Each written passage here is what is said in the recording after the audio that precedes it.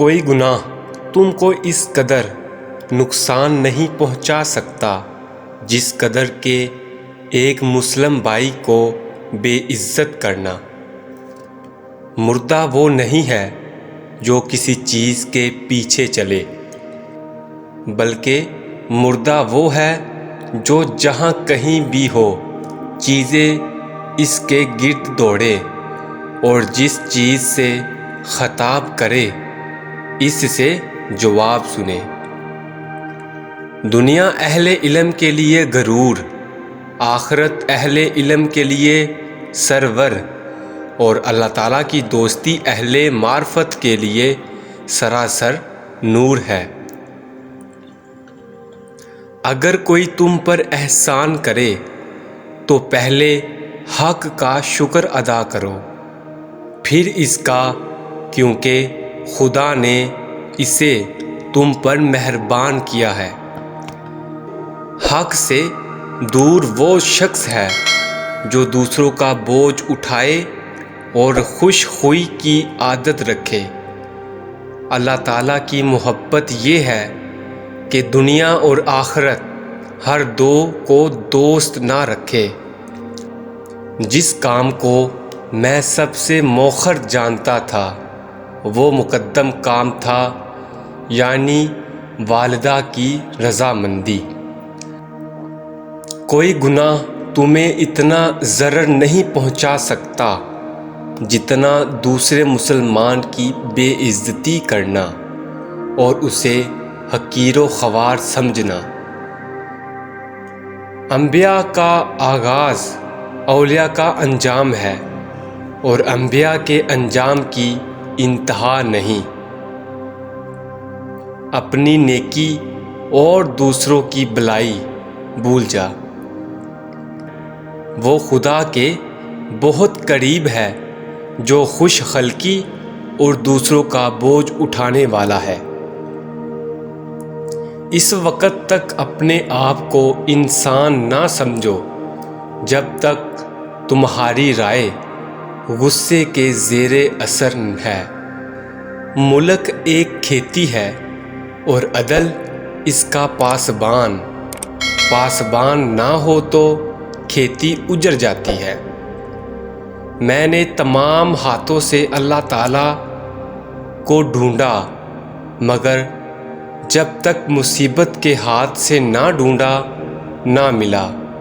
تمام قدموں سے اس کی راہ میں گیا مگر جب دل کے قدموں سے نہ گیا منزل پر نہ پہنچ سکا۔ عارف وصال الہی کے سوا اور کسی بات سے خوش نہیں ہوتا۔ اگر کسی روز بلا نہیں آتی تو کہتا ہوں کہ الہی روٹی بھیجی سالن نہ بھیجا۔ حیات علم میں ہے، راحت معرفت میں، ذوق ذکر میں۔ عارف کا کم تر درجہ ہے کہ اللہ تعالیٰ کی صفات اس میں پائی جائے۔ وہی شخص خدا تک پہنچا جس نے حرمت کی حفاظت کی اور جس نے حرمت کو چھوڑ دیا وہ راہ خدا سے بے راہ ہو گیا۔ جو کوئی اپنے نفس کو برا نہیں جانتا وہ کسی کام کا نہیں ہے۔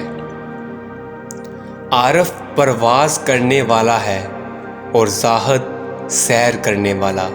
جس نے اللہ کو پہچان لیا اسے سوال کرنے کی حاجت نہیں، اور جس نے اسے نہیں پہچانا وہ عارف کی بات کو بھی نہیں سمجھ سکتا۔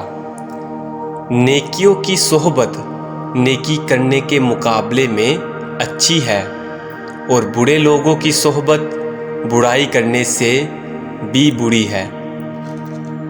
بھوک ایک ایسا بادل ہے جس کے بجز رحمت کی بارش کے اور کچھ نہیں برتا۔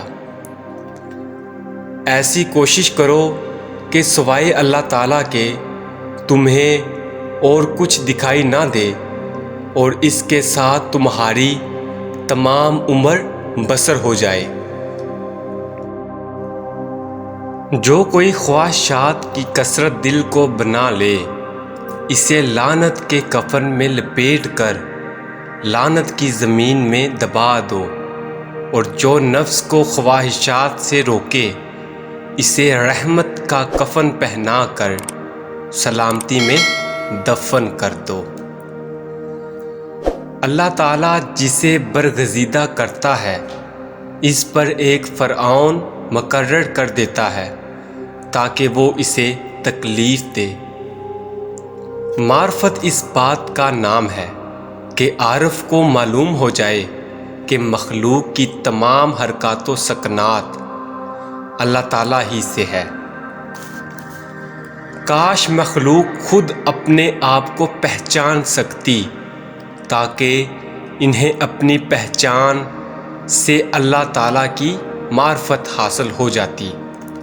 نفس ایک ایسی صنف ہے جو سوائے باطل کے اور کسی طرح نہیں جاتی، یعنی نفس ہر وقت باطل کی طرح مائل رہتا ہے۔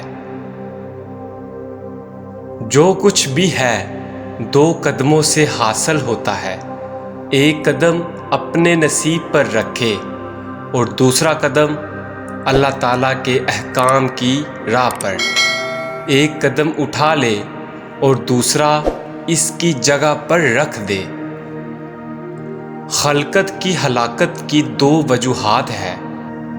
پہلی وجہ رب کی عزت نہ کرنا ہے اور دوسری وجہ خالق کا شکر گزار نہ ہونا۔